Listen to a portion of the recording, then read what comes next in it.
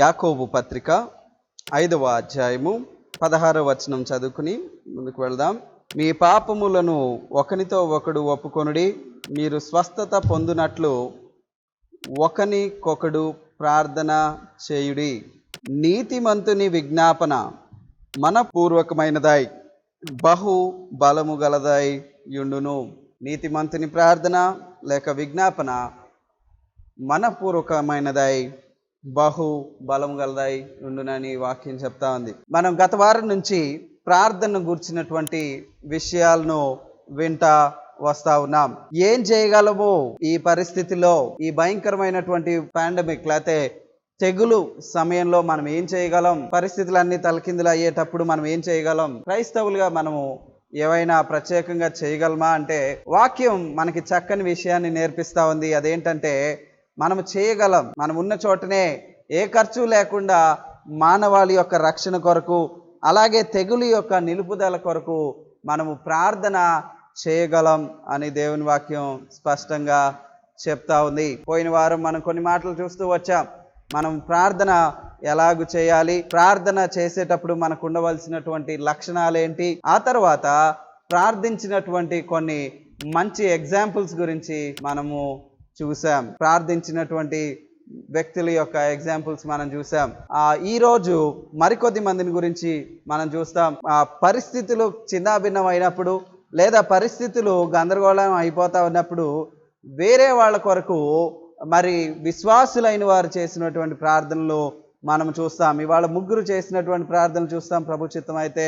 తర్వాత మిగతా వారి ప్రార్థనలు భవిష్యత్తు వారాల్లో మనం చూడడానికి ప్రయత్నం చేద్దాం. అబ్రహాము ప్రార్థనను మొదటిగా మనం చూసినప్పుడు అబ్రహాము గూర్చి అనేక మాటలు రాయబడినాయి. అనేక సార్లు ప్రార్థన చేస్తూ వచ్చాడు.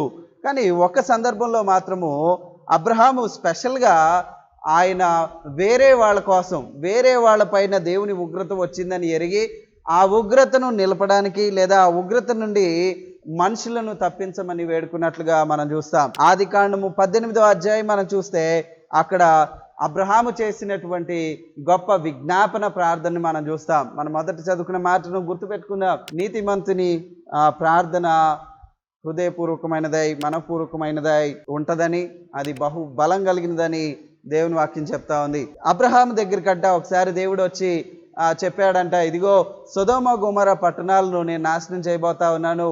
ఎందుకనంటే ఆ పట్టణాలు నన్ను అవి మహింపరచట్లేదు, సరే కదా. అక్కడ ఉన్నటువంటి భయంకరమైన పాపము బాగా విస్తరించి ఏకంగా వారి పాపము మొరపెడుతుంది. దేవుని దగ్గరికి చేరి పాపం అంటుందట. ఎంత పాపం చేస్తున్నారు వాళ్ళు అని అంటే ఆ పాపము దేవుని దగ్గరికి వెళ్ళి ఇదిగో ఇంత దుష్టులు అయిపోయారు వీళ్ళు అని పాపం నా దగ్గరికి వచ్చింది, నా దృష్టికి వచ్చింది. అయితే నేను వీరిని శిక్షించబోతా ఉన్నాను, వీరు చేసినటువంటి పాపాన్ని బట్టి వీరిని నేను శిక్షించబోతా ఉన్నాను అని దేవుడు అబ్రహాం తోటి చెప్పాడు. అబ్రహాంకే ఎందుకు చెప్పాడు అని అంటే అబ్రహాము తోటి దేవుని సహవాసాన్ని బట్టి, అలాగే అబ్రహాము సహోదరుని కుమారుడైనటువంటి లోతు అక్కడ ఉన్నాడు కాబట్టి ఆ లోతును బట్టి దేవుడు స్పెషల్గా అబ్రహాముకు తన యొక్క ప్లాన్ ని రివీల్ చేసినట్టుగా మనం చూస్తాం. అంటే మరి కొద్ది దినాల్లో లేదా ఒక వారంలోనే బహుశా అక్కడి నుంచి కొన్ని దినాల్లోనే సొదొమ గొమొర్రా పట్టణాలన్నిటినీ దేవుడు నాశనం చేయబోతా ఉన్నాడు. ఎస్పెషల్లీ ఆ 2 పెద్ద నగరాలని దేవుడు పాడు చేయబోతా ఉన్నాడు, లేదా అగ్నిచే దహించబోతా ఉన్నాడు అన్న మాట అబ్రహాముకి గుండెను పిండేసింది. ఎందుకనంటే అబ్రహాము డెఫినెట్లీ లోతు గురించి ఆలోచించుంటాడు. లోతు గురించి మాత్రమే కాదు కానీ ఆ పట్టణాల్లో ఉన్నటువంటి వారి గురించి ఆయన ఆలోచించి ఆయన ప్రార్థన చేసేటప్పుడు వారిని గురించి వచ్చినటువంటి తలంపుల్లో మొదట అందుకని ఆయన అంటాడు, 50 మంది ఒకవేళ నీతిమంతులు ఉంటే ప్రభువా వాళ్ళని నీవు రక్షించవా అని అంటాడు. అంటే అక్కడ ఉన్నటువంటి వారిలో దేవా మంచోళ్ళు ఎవరైనా ఉంటే, నీకు లోబడే వాళ్ళు ఎవరైనా ఉంటే, ఆ పాపంలో పాల్గొనని వాళ్ళు ఎవరైనా ఉంటే దేవా నువ్వు వారిని రక్షిస్తావా, వాళ్ళని కూడా వీళ్ళతో పాటు లేదా పాపం చేసిన వాళ్ళతో పాటు తుడిచిపెట్టేస్తావా అని అడుగుతూ గోజాడుతూ ఉన్నట్టుగా, విజ్ఞాపన చేస్తూ ఉన్నట్టుగా మనం చూస్తాం. చూడండి 23వ వచనము 18వ అధ్యాయం 23వ వచనం నుంచి కిందకి. అప్పుడు అబ్రహాము సమీపించి ఇట్లా, నేను దుష్టులతో కూడా నీతిమంతులు నాశనం చేయుదువా.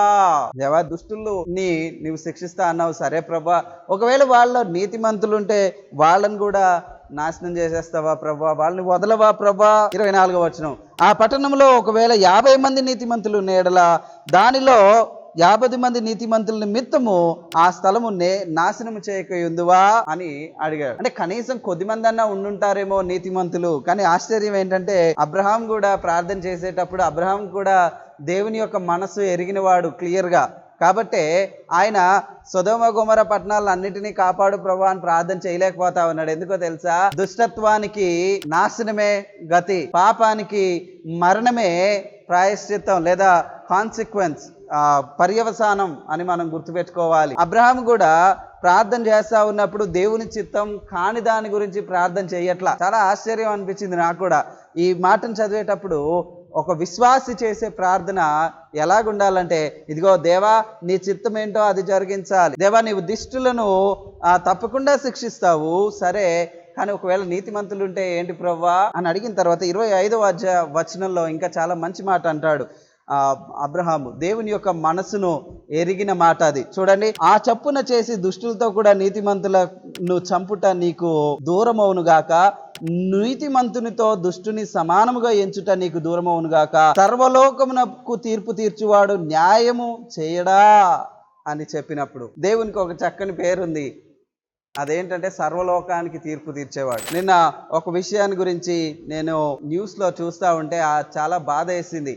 ఆ విషయంలో ఒక యవనస్తురాలు విషయంలో జరిగినటువంటి తప్పిదం విషయంలో కోర్టుకి వెళ్తే ఆ కోర్టు చాలా తక్కువ జరిమానాతోటి, చాలా తక్కువ శిక్షతోటి అవతల ఏ వ్యక్తి అయితే, ఏ పురుషుడైతే ఈ స్త్రీకి వ్యతిరేకంగా పాపం చేసి ఈమె యొక్క జీవితాన్ని పాడు చేశాడో అతన్ని చాలా తక్కువ జరిమానాతో శిక్షతోటి వదిలేశారు. ఆమె చాలా బాధపడుతూ మాట్లాడుతూ చెప్పిన మాట ఏంటంటే, అయ్యో నేను నా జీవితాన్నే చాలా నష్టపోయి చివరికి నేను నష్టపోయిన దాన్ని తిరిగి వెనక్కి తీసుకురాలేను, కనీసం నాకు ఇలాంటి స్థితి కల్పించిన ఆ మూర్ఖుడైన వ్యక్తి, దుష్టుడైన వాడికి కనీసం శిక్ష అయినా పడితే, లేదా అలాంటి వాడికి న్యాయస్థానం నుంచి ఏదైనా శిక్ష పడితే వాడు ఇలాగా ఇంకా అనేక మందిని మరి పాడు చేయకుండా ఉంటాడు అని నేను ఆలోచన చేస్తే, కోర్టు కూడా ఆ విషయంలో అతనికి అనుకూలంగా జవాబు లేతే తీర్పునిచ్చింది అని ఆ అమ్మాయి బాధపడుతూ ఒక ఇంటర్వ్యూలో చెప్పింది. ఆ మాటలు వింటూ ఉంటే నాకు కూడా చాలా బాధేసింది. అరే దేవా, ఏంటి మా లోకంలో మేము జీవిస్తున్నటువంటి పరిస్థితిలో న్యాయానికి పెద్ద ప్రాముఖ్యత లేకుండా పోతా ఉంది. భయంకరమైన పరిస్థితులు గుండా జనాలు వెళ్ళేటప్పుడు వాళ్ళు ఒకవేళ సహాయం కొరకు మరి పోలీసుల్లో లేకపోతే న్యాయస్థానాలను సంప్రదించినా సరే అక్కడి నుంచి కూడా సరైన న్యాయం రావట్లేదే, మరి ఏంటి ప్రభా, ఎలా ప్రభా? అయితే అబ్రహాం ఒక విషయాన్ని మనకి జ్ఞాపకం చేస్తా ఉన్నాడు, లేదా అబ్రహాం ద్వారా దేవుడు పరిశుద్ధాత్ముడు మనకు ఒక విషయాన్ని జ్ఞాపకం చేస్తా ఉన్నాడు. సర్వలోకానికి తీర్పు తీర్చు దేవుడు, ఆయన న్యాయముగా ప్రవర్తిస్తాడంట. ఎంత గొప్ప మాట అండి. దేవుడు న్యాయము తప్పి వ్యవహరించే ప్రసక్తే లేదు. అందుకే మనం ప్రార్థన చేస్తా ఉన్నప్పుడు, దేవా నీ యొక్క చిత్తాన్ని జరిగించు, నీ ఆలోచనను జరిగించు, నువ్వేమనుకుంటే అది జరగాలి ప్రభా, నీ వాక్యానుసారంగా నీవు తీర్పు తీరుస్తావు ప్రభా, నీవు చేస్తావు ప్రభా, మాకేది మేలో అది చేస్తావు ప్రభా, అది జరిగించు అని మనం కోరుకోవాలి. అలాగే దేవుని యొక్క వ్యక్తిత్వం పైన, దేవుని యొక్క మంచితనం పైన, ఆయన యొక్క శక్తి పైన మనము నమ్మకం ఉంచగలగాలి. ఇంకొక మాట నేను చెప్పి ముందుకెళ్తాను. అదేంటంటే దేవుడు ఎప్పుడు కూడా దుష్టులతో పాటు నీతిమంతులను ఎంచడు. ఈ లోకం ఎంచవచ్చు, ఈ లోకంలో నీతిమంతులు సరిగ్గా ట్రీట్ చేయబడకపోవచ్చు, ఈ లోకంలో నీతిమంతులు శ్రమలు ఎదుర్కోవచ్చు, కానీ దేవుడు అలాంటి స్థితిలోనికి మనల్ని నెట్టడు, నీతిమంతులను నెట్టడు. కాబట్టి ఈ లోకంలో ఉన్నటువంటి పరిస్థితులను దృష్టిలో పెట్టుకుని మనం జీవించడం కాదు, కానీ దేవుడు ఆ మహా తీర్పరి లేకపోతే ఆ సర్వలోకానికి తీర్పు తీర్చేటటువంటి దేవునికి భయపడుతూ ఈ లోకంలో మనము జాగ్రత్తగా ఉండవలసిన అవసరం ఉంది. ఎందుకంటే ఆయన దుష్టత్వాన్ని తీర్పు తీర్చబోతా ఉన్నాడు భవిష్యత్తులో అని వాక్యం చెప్తా ఉంది. ఆ విషయం అబ్రహాంకి అర్థమైంది. అప్పుడు దేవుడు అన్నాడు, సొదొమ పట్టణంలో 50 మంది నీతిమంతులు నాకు కనబడిన యెడల వారిని బట్టి ఆ స్థలం అంతా కాయదునని చెప్పాను. వాళ్ళని బట్టి జస్ట్ 50 మంది ఉంటే వాళ్ళని బట్టి మొత్తం సొదొమ పట్టణం అంతటినీ నేను కాపాడుతాను, అంతటినీ నేను నాశనం చేయను అని దేవుడు చెప్పాడు. అయితే అబ్రహాము విజ్ఞాపనలో ఉన్నటువంటి గొప్ప విషయం ఏంటంటే దేవుణ్ణి బతిమిలాడటం లేదా గోజాడటం. దేవుని సన్నిధికి మన విన్నపాలను తీసుకెళ్ళడం కదా. ఆ 50 మంది తర్వాత అబ్రహాంకి డౌట్ వచ్చింది. ఓకే, 50 మంది ఉండుండరేమో, ఒకవేళ 40 మందే ఉంటే ఏంటి పరిస్థితి ప్రభా, 45 మంది ఉంటే ఏంటి పరిస్థితి ప్రభా, 45 మంది ఉన్నా నేను ఆ ప్రాంతాన్ని కాపాడుతాను దేవా. ఒకవేళ 40 మందే ఉంటే 30వ వచనంలో చాలా చక్కగా అబ్రహాం యాటిట్యూడ్ కనిపిస్తా ఉంది. దేవా అక్కడ 40 మంది ఉంటే నువ్వు కాపాడాలి అన్నట్ల. ప్రభువు కోప్పడని ఎడల నేను మాట్లాడేది నువ్వు, ఒకవేళ అక్కడ 30 మందే కనబడదురేమో అంటే రిక్వెస్టింగ్ మేనర్ మనకు కనిపిస్తా ఉంది. యాటిట్యూడ్ ఇన్ ప్రేయర్, బతిమిలాడడం, దేవుని యొక్క చిత్తాన్ని కోరుకోవడం, దేవుని ఆశతోటి బతిమిలాడడం, అడగటం చాలా అవసరం. చాలా మంది కమాండ్ చేస్తా ఉన్నారు ఈ మధ్య ప్రార్థనలో. ఏం చేస్తారంటే, దేవా ఇది నువ్వు చేయి, ఇది నువ్వు చేయాలా, ఇప్పుడు నువ్వు ఇప్పుడే జరగాల, ఇది నువ్వు దిగిరా, నువ్వు స్వస్థపరచు అని డిక్టేట్ చేస్తూ ఉంటారు దేవుణ్ణి. పరిశుద్ధాత్ముడిని అయితే ఇంకా ఏదో వీళ్ళ చెప్పు చేతల్లో ఉన్న వ్యక్తిలాగా కమాండ్ చేస్తూ ఉంటారు, రా పో అన్నట్టుగా. ఒక మంచి విశ్వాసి చేసేటటువంటి ప్రార్థనకి సాదృశ్యంగా ఉన్నటువంటి ఈ ప్రార్థనలో అబ్రహాం ఎంత చక్కగా ప్రార్థన చేస్తున్నాడో చూడండి. దేవా నీ లక్షణాల గురించి నాకు తెలుసు కాబట్టి నువ్వు దుష్టులతో కూడా నీతిమంతులను తీసుకోవు, సర్వలోకానికి తీర్పు తీర్చువాడు, న్యాయము తప్పి ప్రవర్తించవు అన్నది ఒక విషయం. అయితే ఆ తర్వాత అబ్రహాం యొక్క యాటిట్యూడ్ చాలా ఆశ్చర్యకరమైన యాటిట్యూడ్. దేవునికి స్నేహితుడు అని దేవుడు ప్రకటించుకున్న వ్యక్తి దేవుణ్ణి ప్రభా నువ్వు కోపడపోతే అంటాడు. ఇంకా దానికన్నా ముందు 27వ వచనంలో ఇంకా చాలా చక్కని మాటను వినియోగిస్తాడు. ఏమంటాడంటే, ఇదిగో ధూళియు బూడిదనైనా నేను ప్రభువుతో మాట్లాడా తెగించుచున్నాను. అడుగుతున్నాడు, ప్రార్థనలోనే అడుగుతూ అంటున్నాడు.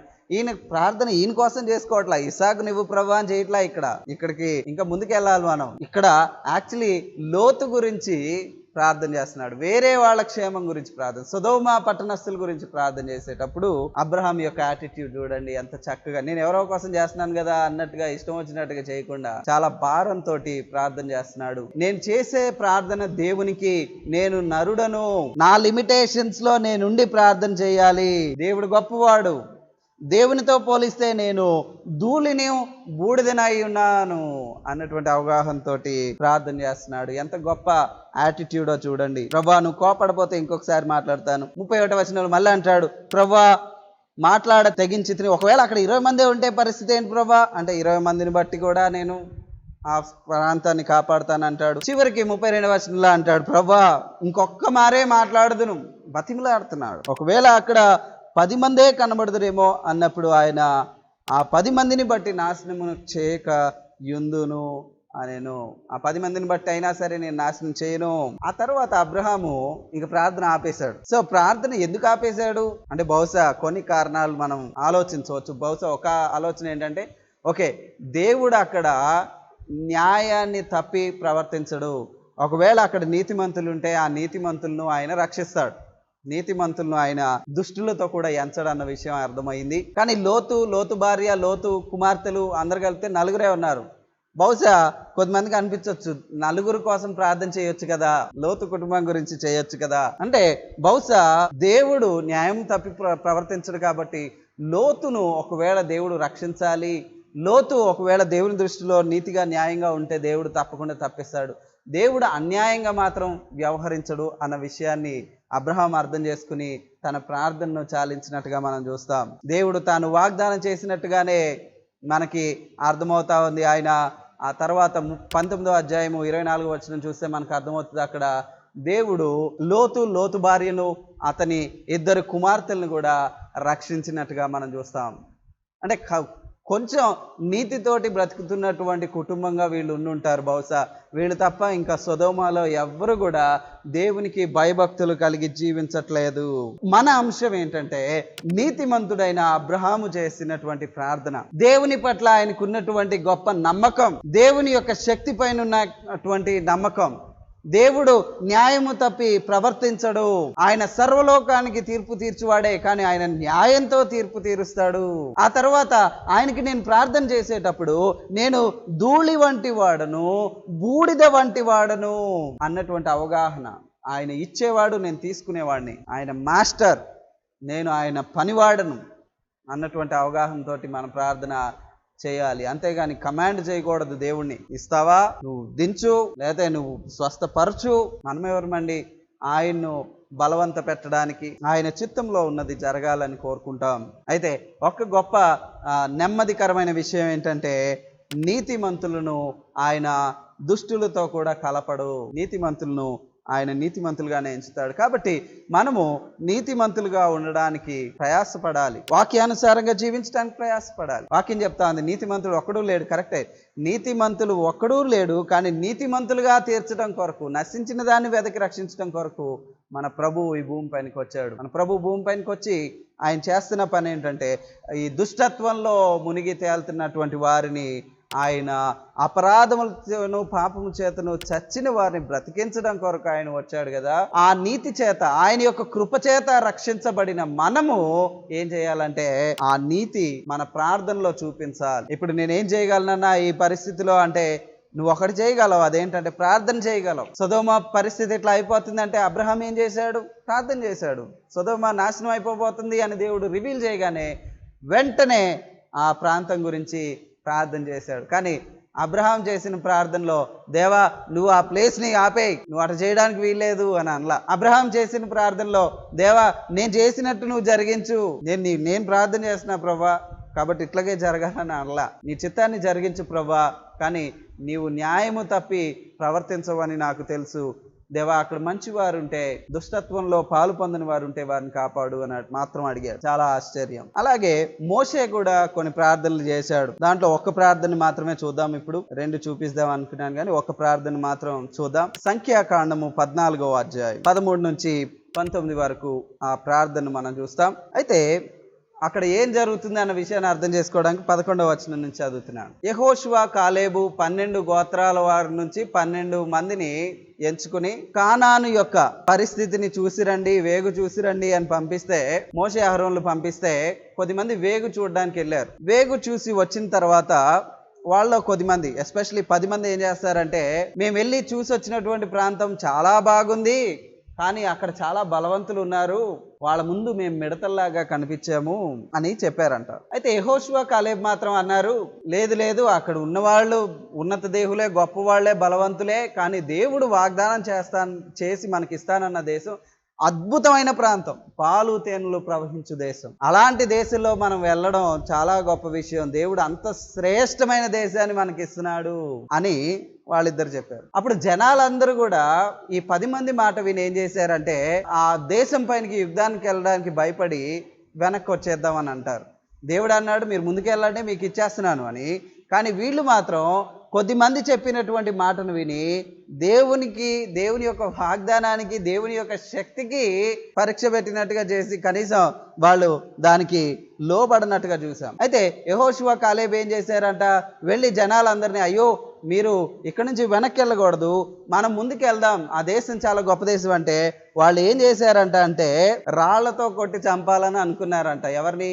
యెహోషువను కాలేబు. అప్పుడు దేవుడు అంటున్నాడు యెహోవా 14వ వచనంలో, ఎన్నాళ్ళ వరకు ఈ ప్రజలు నన్ను ఆలక్ష్యము చేయుదురు?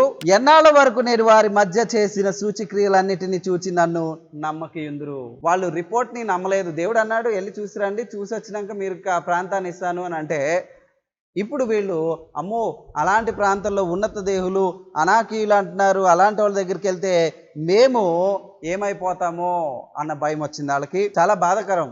వాళ్ళు మాట్లాడే మాటలు చూస్తే చాలా కోపం వస్తుంది. దేవునికి ఎందుకు కోపం వచ్చిందో బైబిల్లో కూడా రాసింది. చూడండి 14వ వచనంలో, 14వ అధ్యాయం 1వ వచనంలో, అప్పుడు ఆ సర్వ సమాజము ఎలుగెత్తి కేకలు వేసెను.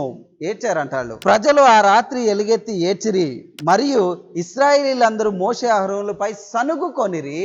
ఏడవటం, సనుగు కొనడం, కేకలు వేయడం. ఏమని సనుకున్నారు? 3వ వచనం, ఆ సర్వ సమాజం అయ్యో ఐగుప్తులో మేమేలా చావలేదు, ఈ అరణ్యమందు మేమేలా చావలేదు, మేము కత్తివాత పడునట్లు యెహోవా మమ్మను ఈ దేశంలోనికి ఎలా తీసుకుని వచ్చింది. అలా బాధేస్తుంది అసలు ఆ మాటలు చదువుతా ఉంటే. అరే మేము ఐగుప్తులోనే చచ్చిపోయింటే బాగుండేది, అక్కడే ఉండుంటే బాగుండేది, పోనీ అరణ్యంలో ఉన్నా చచ్చిపోలేదు, ఇక్కడ దాకా వచ్చాము, వీళ్ళతో కత్తులు వాళ్ళతో యుద్ధం చేసి చచ్చిపోవడానికి వచ్చామా? యెహోవా మమ్మల్ని ఎట్లా తీసుకొచ్చాడు ఇక్కడి వరకు? ఎందుకు తీసుకొచ్చాడు ఇక్కడి వరకు? మా భార్యలు మా పిల్లలు కొల్లపోవుదురు, తిరిగి ఐగుప్తునకు వెళ్ళుటకు మాకు మేలు కదా. ఎక్కడ వద్దని దేవుడు తీసుకొచ్చాడు, అక్కడే ఉంటే బెస్ట్ కదా అని అంటున్నారు.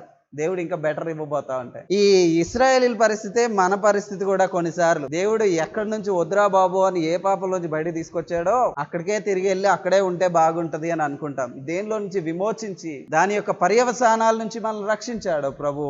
మళ్ళీ అక్కడికి వెళ్ళడానికి మనము ఇష్టపడకూడదు, అసహించుకోవాలి. ఒకవేళ లేదు, దేవుడు విడిపించి సంరక్షించి బయటికి తీసుకొచ్చిన తర్వాత కూడా అదే పాపంలోనికి నేను వెళ్ళి ఉండాలి అని అనుకుంటే అది బహుభయంకరం. వాక్యంలో చెప్పబడిన మరి ఒక ఇమేజ్ ఏంటి అని అంటే, కుక్క వాంతి చేసుకుని మళ్ళీ తింటదట. అది వినడానికి కూడా ఎంత జుగుప్సాకరం కదా అనిపిస్తుంది. కానీ మనుషులు తమ బిహేవియర్ తోటి అలాగే చేస్తున్నారు. ఏ ఐగుప్తులో నుంచి వద్దు, మీరు ఇక్కడ బానిసలుగా ఉన్నారు, మీరు స్వేచ్ఛగా బ్రతకడానికి నేను తీసుకొచ్చానని దేవుడు బయట తీసుకొస్తే వీళ్ళు ఏమంటున్నారు, మేము ఎలా ఐగుప్తులో లేము, ఐగుప్తులో ఉండుంటే మేలు కదా.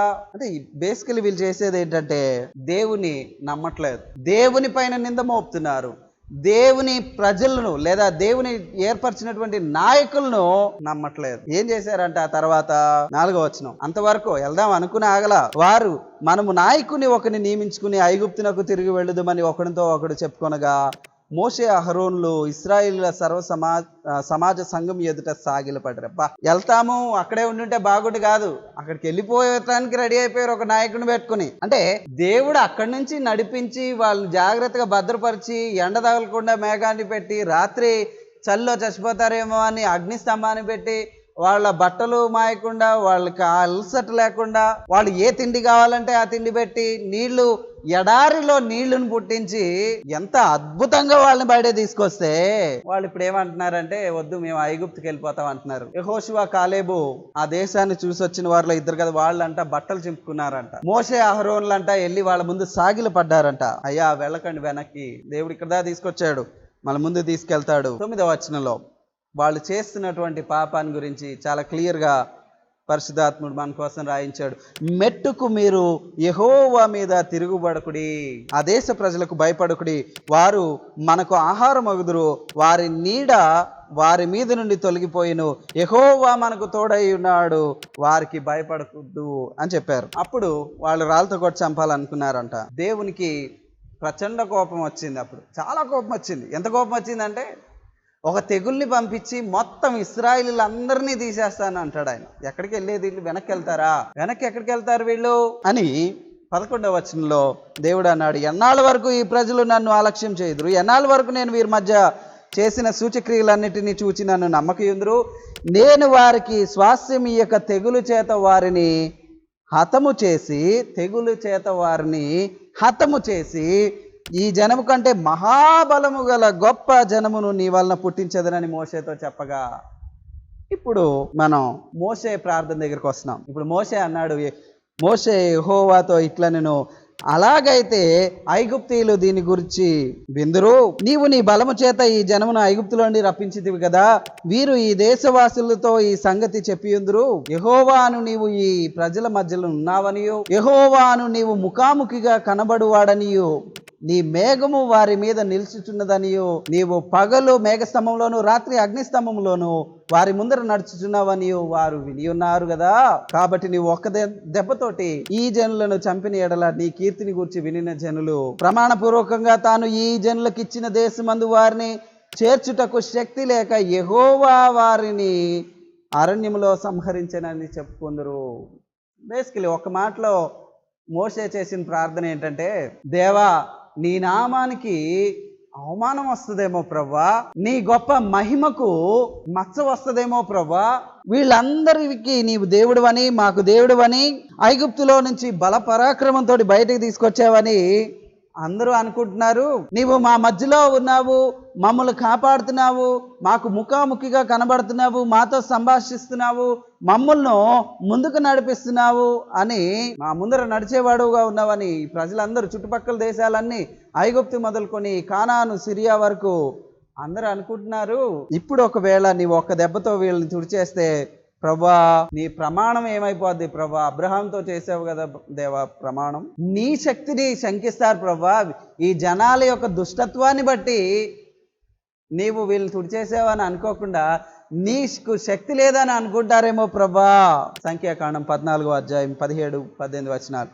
యెహోవా దీర్ఘశాంతుడును కృపాతిశయుడును, దోషమును అతిక్రమను పరిహరించువాడును, అపరాధిని నిరాపరాధిగా ఎంచక 3-4 తరముల వరకు తండ్రుల దోషము కుమారుల మీదకి తెప్పించువాడునై ఉన్నాడని నీవు చెప్పిన మాట చొప్పున నా ప్రభు యొక్క బలము ఘనపరచబడునుగాక. మోషే దేని గురించి ఆలోచిస్తున్నాడంటే he is more concerned about the reputation of God. దేవుని యొక్క నామానికి అవమానం రాకూడదు, దేవుని యొక్క మహిమకు భంగం కలగకూడదు, దేవుని యొక్క శక్తిని ఇతర ప్రజలు తక్కువ అంచనా వేయకూడదు. నా పాపాన్ని బట్టి దేవుని నామానికి అవమానం రాకూడదు. హెబ్రీ పత్రికలో చాలా చక్కని మాట, చాలా మనల్ని ఛాలెంజ్ చేసే మాట ఒకటి ఉంటుంది. అదేంటంటే మనము మన పాపం వలన విశ్వాసులు దేవుని నామానికి అవమానం తీసుకొస్తున్నారు. అంత మాత్రమే కాదు, ఒకప్పుడు రోమీలు యూదులు కలిసి ప్రభువుని సిలువేస్తే విశ్వాసులైన వారు పాపంలో కనుక కొనసాగితే ఇక్కడ చెప్పబడినటువంటి ఇశ్రాయేలీలాగా మళ్ళీ ఐగుప్తుకి వెళ్ళిపోదాం, నేను ఏదో నమ్ముకున్నాను, ఇక్కడ దాకా వచ్చాను ప్రభువుని, కానీ ఇక్కడ నాకేమీ సరిగ్గా లేదు, మళ్ళీ నేను వెనక్కి వెళ్ళిపోతాను అని అనుకుంటే దేవుని నామానికి అవమానం తీసుకొచ్చిన వాళ్ళం అవుతాం. అయితే ఒక విశ్వాసి ఉండవలసినటువంటి గొప్ప దృక్పథం చూడండి. అబ్రహాం గురించి ఇంతవరకు చూసాం, కానీ మోషే యొక్క ఆశ ఏంటి? ఒక నీతిమంతుడు, ఒక విశ్వాసికి ఉండవలసినటువంటి ఆశ ఏంటో తెలుసా? నా వలన, మా వలన దేవుని నామానికి అవమానం కలగకూడదు. ఆయన గొప్పవాడు, ఆయన దీర్ఘశాంతుడు, ఆయన కృపాతిశయం గలవాడు, ఆయన దోషాన్ని పరిహరిస్తాడు, అపరాధిని నిరాపరాధిగా ఎంచడు, అంటే సరిగా న్యాయం తీరుస్తాడు. ఆ తర్వాత ఘనపరచబడేవాడు కదా, ఆ మాట చెప్తాడు. అంటే దేవా నీ నామానికి అవమానం కలగకూడదు అన్న మాటను చెప్పేసిన తర్వాత 19వ వచనం, ఐగుప్తు నుండి వచ్చినది మొదలుకుని ఇది వరకు నీవు ఈ ప్రజల దోషమును పరిహరించి ఉన్నట్లు నీ కృపాతిశయమును బట్టి ఈ ప్రజల దోషమును దయచేసి క్షమించమని చెప్పగా, నేను చేసే పనుల వల్ల దేవుని నామానికి అవమానం కలగకూడదు అని కోరుకోవడం. ఆ తర్వాత మన కుటుంబాలు, సంఘము, లేకపోతే మన చుట్టుపక్కల వారు చేస్తున్నటువంటి పాపం వలన దేవుని యొక్క ఉగ్రత మన పైనకి వచ్చింది, వస్తుంది, రాబోతా ఉంది అని మనకు తెలిస్తే దాని కొరకు క్షమాపణ దయచేయమని వేడుకొనడం రెండవ గొప్ప విషయం. దేవా క్షమించు. మోషేకి అర్థమైంది, ఓకే ఈ పాపం చాలా తీవ్రమైన పాపం, ఎందుకనంటే దేవుడు ఎక్కడ ఉండడం మంచిది కాదని, ఈ లోకంలోంచి, పాపం నుంచి, శాపం నుంచి, చచ్చిన స్థితిలో నుండి ఆయన బయటికి తీసుకొస్తే మొత్తం చక్కగా ముందుకొచ్చి దేవుడు ఇచ్చినటువంటి ఆశీర్వాదాలన్నీ పొందుకుని దేవుడు చేసిన గొప్ప సూచక్రియలన్నిటిని చూసి మళ్ళీ వెనక్కి వెళ్ళిపోతాం అంటే మోషే అన్నాడు ఇది గొప్ప పాపం. దేవా వీళ్ళు అక్కడి నుంచి మొదలైనప్పటి నుంచి అనేక పాపాలు చేస్తానే ఉన్నారు, కానీ నువ్వు వాళ్ళని పరిహరించావు ప్రభా, నీవు క్షమించపోతే వాళ్ళు ఇక్కడి వరకు కూడా వచ్చేవాళ్ళు కాదు ప్రభా, కాబట్టి ఇప్పుడు కూడా తుడిచేయకు ప్రభా, మా వీక్నెసెస్ నీకు తెలుసు కదా ప్రభా, మేము బలహీనులమని నువ్వు ఎరుగుదు ప్రభా, మా పాపం నీకు తెలుసు కదా ప్రభా, దయతో మమ్మల్ని క్షమించు ప్రభా, ఇప్పటి వరకు నువ్వు క్షమిస్తూ భరిస్తూ వచ్చినట్లుగా మరి ఒకసారి మమ్మల్ని జ్ఞాపకం చేసుకో ప్రభా అని యెహోవాతో మనవి చేశాడు. చూడండి ఎంత చక్కని విజ్ఞాపన ప్రార్థనలు చేస్తా ఉన్నారో భక్తులు.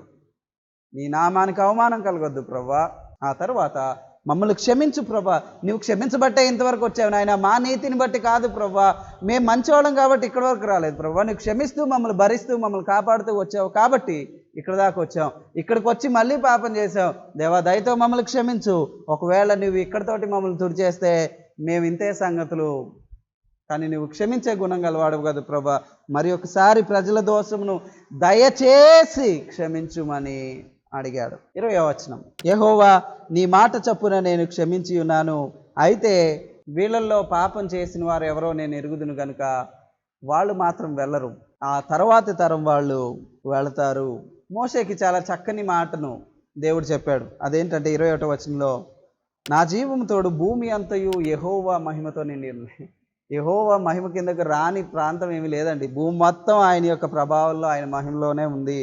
అయితే దేవుడు లెక్క కూడా చెప్పాడు, వీళ్ళు ఎన్నిసార్లు వినలేదు మాట అంటే 10 సార్లు దేవుని శోధించారంట, 10 సార్లు దేవుని కోపం పుట్టించారు, 10 సార్లు దేవుడు అనుకున్నాడు వీళ్ళని తీసేద్దామని. నేను ఐగుప్తులోను అరణ్యంలోను చేసిన సూచక్రియలను నా మహిమను చూచి ఈ మనుషులందరూ ఈ 10 మార్లు నా మాట వినకపోయారు. మనలో కూడా చాలా మందికి డౌట్ వస్తూ ఉంటుంది, నేను పాపం చేశాను, దేవుడేంటి నన్ను ఏమి చేయలేదు అని.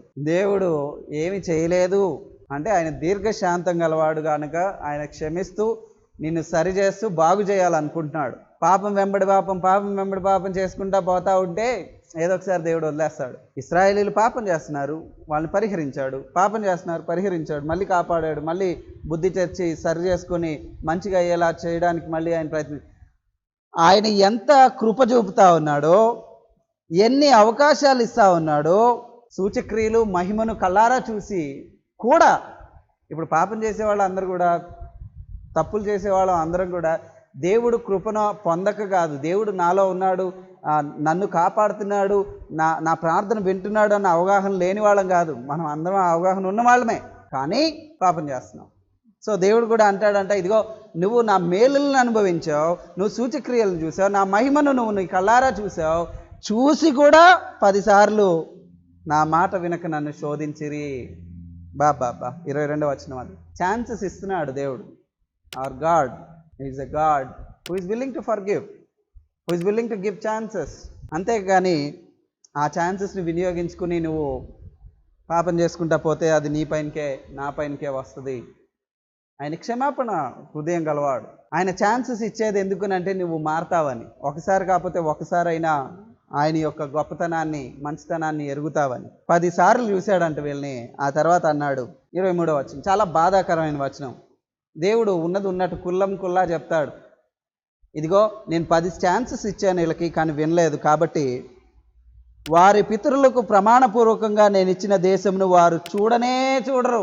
10 ఛాన్సెస్ ఇచ్చినా వినియోగించుకోలేదు. కాబట్టి వీళ్ళు ఎవరు సనిగారో, ఎవరు గోనిగారో, ఎవరు 10 ఛాన్సెస్ తీసుకుని కూడా వెనక్కి మరలేదో వాళ్ళు డెఫినెట్లీ వాగ్దాన భూమిలోనికి ప్రవేశించే ప్రసక్తే లేదు. ఈ మాట వింటా ఉంటే యేసు ప్రభు కొండ మీద ప్రసంగంలో చివరిలో చెప్పినట్టుగా ఆ 2వ రాకడ గురించి 24వ అధ్యాయంలో మత్తయి సువార్తలో కూడా చెప్పినట్టుగా ఆ ప్రాంతాల్లో చెప్పినటువంటి వార్త ఏంటంటే, విశ్వాసుల్లో కొద్దిమంది మేము విశ్వాసులమే, మేము నీ భక్తులమే, మేము బాప్తీసం తీసుకున్నాం, నీ పేరు మీద అనేక మందికి ప్రార్థన చేసాం, ప్రవచనాలు చెప్పాం అని చెప్పే వాళ్ళని కూడా దేవుడు మీరెవరో నాకు తెలియదు పొండి అని అంటాడు. అంటే వీళ్ళు ఎవరు అని అంటే రక్షణ పొంది బహుశా దేవుని యొక్క కృపను అనుభవించి, ఆయన యొక్క సూచక్రియలను అనుభవించి, ఆయన మహిమను కళ్ళారా చూసి కూడా పాపంలో కొనసాగకుండా వెళ్ళిపోతే దేవుడు బహుశా వాళ్ళని చివరికి పరలోక రాజ్యంలో ప్రవేశింపనీయడు.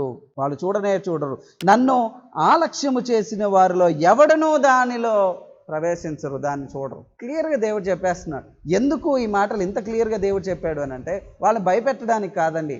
ఇదిగో ఈ ఛాన్సెస్ వినియోగించుకుని కూడా వీళ్ళు తప్పు చేశారు కాబట్టి ఇప్పుడు దేవుడు వాళ్ళని శిక్షిస్తున్నాడు అనుకోవాలా, వాళ్ళ పాపానికి వాళ్ళు బాధ్యులు అనుకోవాలా? ఏమండి, చాలామంది అంటారు పాత నిబంధనలో దేవుడు చాలా కఠినుడు అండి, అసలు అంటే అయిపోయింది వాళ్ళ పని, అగ్ని వచ్చి వాళ్ళ పైన పడిపోయింది, దేవుడు వాళ్ళని అసలు ఎంత క్రూరంగా చేశాడు. మోషే పైన ఎదురు తిరిగినందుకు అహరోను మిర్యామును దేవుడు శిక్షించాడు. మిర్యాముకు వెంటనే కుష్టి వచ్చేసింది. ఇక్కడ ప్రజలు వద్దులే, మేము వీళ్ళని చూసి భయపడుతున్నాం, వెనక్కి వెళ్ళిపోతాము ఐగుప్తు కంటే, వెంటనే వాళ్ళని తుడిపేస్తానన్నాడు. ఎంత కోపిష్టోడు దేవుడు అని. వాక్యం క్షుణ్ణంగా చదివితే మనకు అర్థమయ్యేది ఏంటంటే దేవుడు కోపిష్టి కాదండి, దేవుడు కరుణామయుడు, దయామయుడు, ఛాన్సెస్ ఇచ్చేవాడు. నువ్వు వెనక్కి తిరిగి వస్తావు, ఇంకా వస్తావు అని ఎదురు చూచేవాడు. 10 మార్లు ఛాన్స్ ఇచ్చిన తర్వాత కూడా వాళ్ళు తిరగకుండా ఇంకా వెనక్కి వెళ్తుంటే ఇంకేమనుకోవాలి ఆయన? మొత్తానికి ఇక్కడ చెప్పొచ్చేది ఏంటంటే, ఎవరిపైనకైనా దేవుని యొక్క ఉగ్రత వస్తే, తెగులు వస్తే అది వాళ్ళు చేసిన పాపం వలననే, కానీ దేవుని ఉగ్రత కోపం వలన కాదు, మన పాపం వలన, దేవుడిచ్చిన అవకాశాలను మనము కాలరాయడం వలన. పాత నిబంధనని జాగ్రత్త చూస్తే మనకు అర్థమయ్యే విషయం ఏంటంటే, పాత నిబంధనలో దేవుడు కోపిష్టి, కొత్త నిబంధనలో దేవుడు ప్రేమామయుడు అని అనుకోకండి. పాత నిబంధన కొత్త నిబంధన రెండిట్లో దేవుడు ప్రేమామయుడే.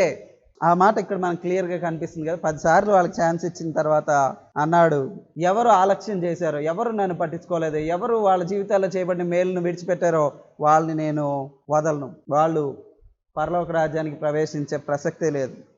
ఇక్కడ కానానుకు ప్రవేశించే ప్రసక్తే లేదు. వీళ్ళ తర్వాత తరాన్ని తీసుకెళ్తాడు దేవుడు. తర్వాత 24వ వచనం, నా సేవకుడైన కాలేబు మంచి మనసు కలిగి పూర్ణ మనసుతో నన్ను అనుసరించిన హేతువు చేత అతడు పోయిన దేశంలో అతన్ని ప్రవేశపెట్టెదను, అతని సంతతి దాన్ని స్వాధీనపరచుకొనును. అమలేకీయులను కానానీయులను ఆ లోయలో నివసించుచున్నారు.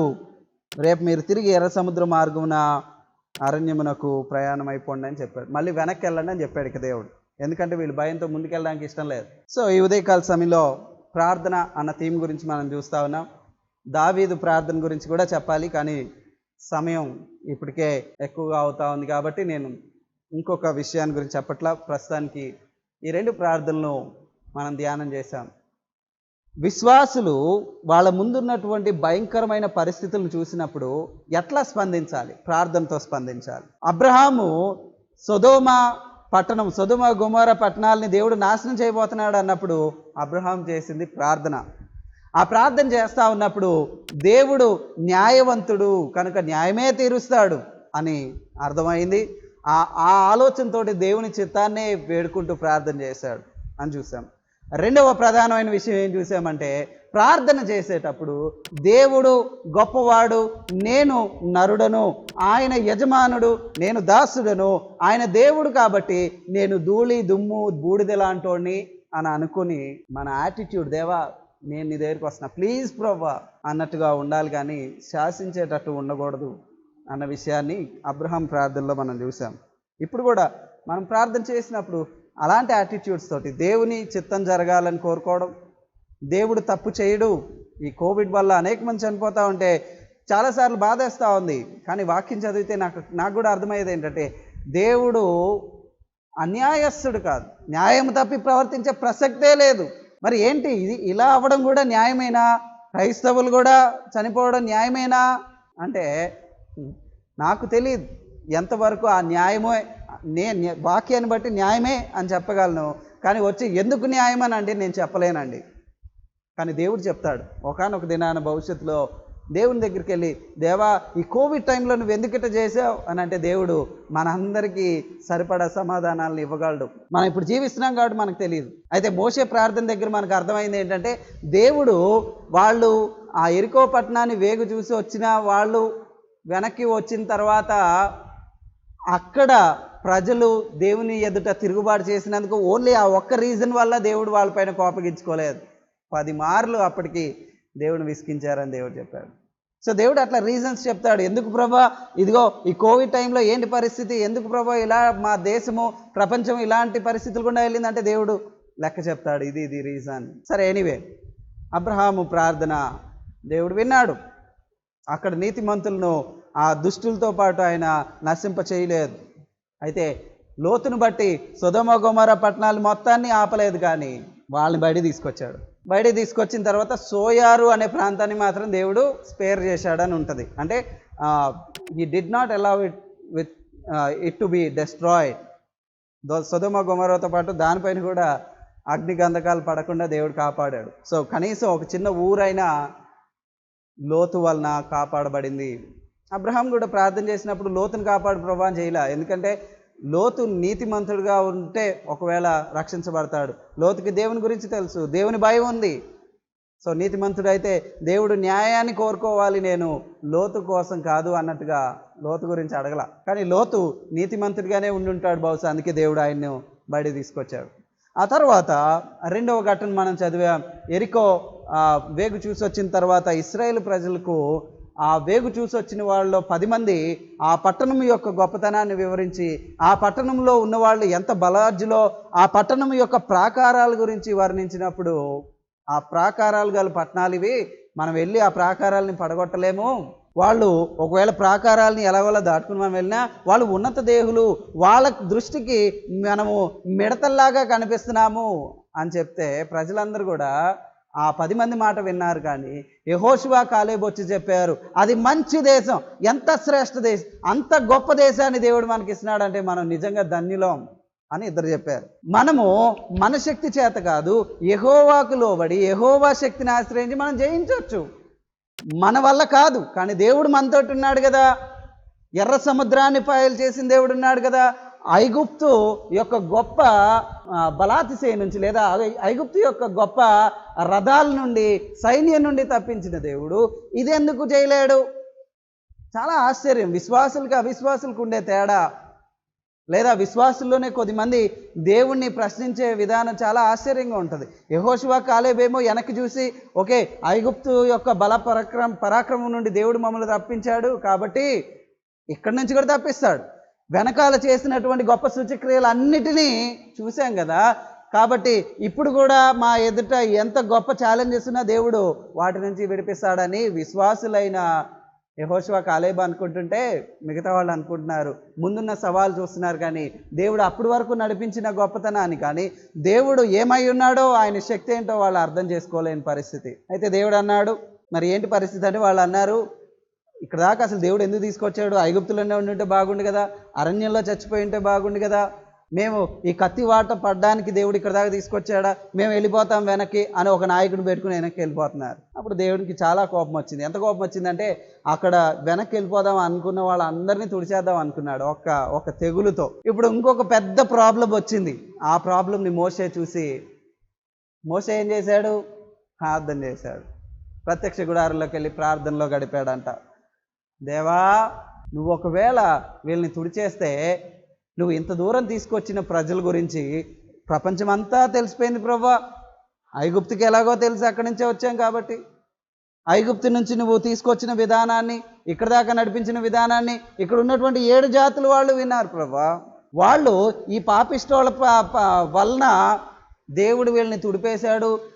ఈ పాపిష్టోళ్ళు చేసిన పాపాన్ని బట్టి, ఆ తిరుగుబాటును బట్టి దేవుడు వీళ్ళని శిక్షించాడు అని అనుకోరు ప్రభువా. వాళ్ళు ఏమనుకుంటారంటే వీళ్ళ దేవుడికి చేత కాదు ఇక్కడ దాకా తీసుకొచ్చి వాళ్ళకి వాగ్దానం చేసినటువంటి వాగ్దానాన్ని, ఆ ప్రామిస్ని నెరవేర్చలేకపోయాడు అనుకుంటారు ప్రభువా.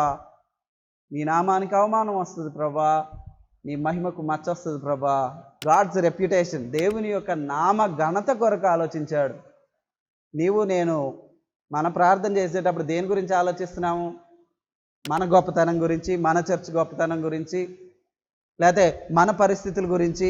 నాకు మాత్రం మాట పడకూడదు. ఈ మధ్య ఇదొక ట్రెండ్ వచ్చేసింది. వాళ్ళు ఇట్టా అన్నారన్నా, ఏమన్నారు? దేవుని రెప్యుటేషన్ ఇంపార్టెంటా లేకపోతే మన రెప్యుటేషన్ ఇంపార్టెంటా? దేవుని రెప్యుటేషన్ కోసం పాకులాడదాం. మోషే ఆ తర్వాత క్షమించు ప్రభువా. ఒక మాటను దేవుడికే జ్ఞాపకం చేస్తున్నాడు మోషే. చాలా ఆశ్చర్యం అనిపించింది. అదేంటంటే, దేవా నువ్వు ఇంతవరకు తీసుకొచ్చావు, 10 సార్లు పాపం చేశారు కదా, కనీసం 10 సార్లు వీళ్ళు భయంకరమైన పాపం చేసి ఉంటారు, తిరుగుబాటు చేసి ఉంటారు. దేవా 10 సార్లు నువ్వు క్షమించబట్టే ఇంతవరకు వచ్చాం ప్రభా, లేదా 9 సార్లు క్షమించబట్టి ఇక్కడ దాకా వచ్చాం ప్రభా. నువ్వు క్షమించకపోతే అసలు ఇక్కడికి కూడా వచ్చేవాళ్ళకి కాదు కదా ప్రభా, ఇంకొకసారి క్షమించు ప్రభా. మనం కూడా ప్రార్థన చేసినప్పుడు దేవుడు మన పాపాన్ని బట్టి మనల్ని దాని యొక్క పర్యవసానానికి వదిలేసాడని తెలిస్తే వెంటనే మనం చేయవలసింది ఏంటంటే, మన మైండ్ చెప్పేస్తుంది, మన మనసాక్షి మనకు చెప్తుంది, ఒరే బాబు నీవు చేసిన పాపం వల్లనే నీకు ఇట్లా అవుతుందిరా అని.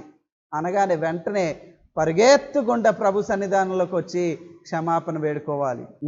ఇంకో దారే లేదు, లేకపోతే ఆ పాపంతో అలా కొట్టుకుని పోతాం అంతే. క్షమాపణ అడగాలి. 10 మార్లు క్షమించాడంట ఆయన. దేవుడు క్షమించాడు. క్షమించి సరే అన్నాడు, కానీ ఎవరైతే పాపం చేశారో వాళ్ళని విడిచిపెట్టే ప్రసక్తే లేదు. వాళ్ళు మాత్రం వెళ్ళరు. మిగతా వాళ్ళు, వాళ్ళ తర్వాత తరం వాళ్ళని మాత్రం నేను ఎలా చేస్తాను. కాలేబు లాంటి వాళ్ళు, కాలేబు ఒక్కడే గురించి అక్కడ చెప్పబడింది. యెహోషువ కాలేబు గురించి మరో చోట ఉంటుంది. ఇక్కడ మాత్రం కాలేబు లాగా పూర్ణ మనస్సుతో దేవుని పైన ఉండాలి. సో బేసికలీ అక్కడ చెప్తుంది ఏంటంటే, నరేటివ్లో కాలేబు లాగా ఉండాలిరా బాబు, మిగతా వాళ్ళలాగా ఉండకండి. ఇగో ఇలాగ పూర్ణ మనసుతో దేవుని పైన ఆధారపడాలి. అంతేగాని కష్టం రాగానే, ఛాలెంజ్ ఎదురవగానే మళ్ళీ వెనక్కి వెళ్ళిపోతే బాగుండు అని అనుకుంటాం విశ్వాసం కాదు. కాలేబులాగా ముందు ఎంత పెద్ద ఛాలెంజ్ ఉన్నా సరే నుంచోవాలి. సో మోషే ప్రార్థన అక్కడ దేవుడు విని ఇశ్రాయేల్ ప్రజల్ని స్పేర్ చేసినట్టుగా మనం చూస్తూ ఉన్నాం.